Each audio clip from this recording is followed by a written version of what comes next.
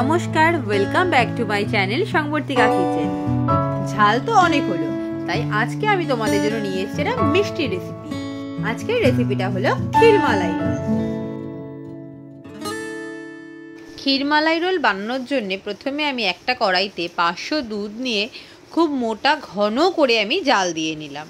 এবার আমি এতে দিয়ে দেব পরিমাণ মতন চিনি। দুধের সাথে চিনিটা খুব ভালো করে মিশিয়ে নিতে হবে।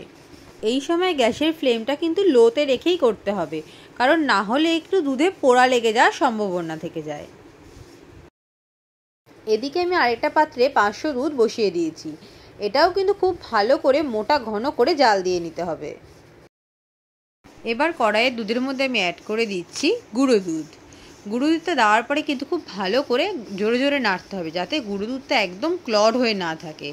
যতক্ষণ গুঁড়ো দুধটা ক্লড থাকবে ততক্ষণ কিন্তু খুব ভালো করে নাড়তে হবে, আর এই সময় অবশ্যই গ্যাসের ফ্লেমটাকে কম করে রাখতে হবে। ব্যাস, এবার আমার মালাই একদম রেডি হয়ে গেছে।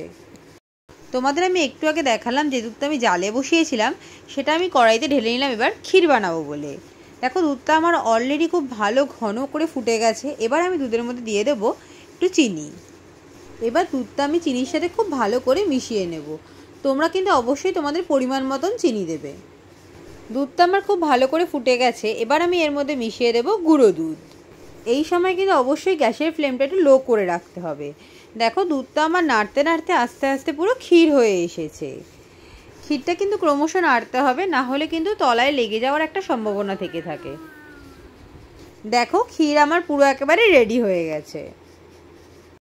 এবার আমি ক্ষীরটা একটা পাত্রের মধ্যে তুলে বেশ ঠান্ডা করতে দিয়ে দিয়েছি। এবার আমি একটা পাউরুটির স্লাইস নিয়ে পাউরুটির 4 সাইডটা খুব সুন্দর করে সমান করে আমি দেখো কেটে নিচ্ছি। তারপর একটা বেলনির সাহায্যে পাউরুটিটাকে জোরে জোরে বেলে নেব। যতটা সম্ভব পাতলা করা যায় আমরা বেলনির সাহায্যে ঠিক ততটাই পাতলা করে নেব। এবার আমি একে একে সবগুলো বেলে নিচ্ছি। এবার আমি বেলে নেওয়া পাউরুটিটার ওপরে ক্ষীরটা দিয়ে দুটো হাতের সাহায্যে দেখো খুব সুন্দর করে ধীরে ধীরে রোল করে নিচ্ছি। এবার আমি দেখো মুখটা খুলে একটু হালকা করে আঙুলে করে জল বা দুধ নিয়ে দুটো দিকটা একদম সুন্দর সিল করে নিলাম। এবার যাতে দুদিক দিয়ে পুরটা বেরিয়ে না যায়, তাই জন্য দেখো দুটো সাইড একটু আমি চেপে দিচ্ছি।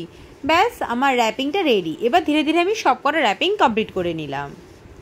এবার আমি র্যাপিংগুলোর ওপরে ধীরে ধীরে দেখো মালাইটা ঢেলে দিচ্ছি। মালাইটা কিন্তু অবশ্যই গরম হওয়া দরকার।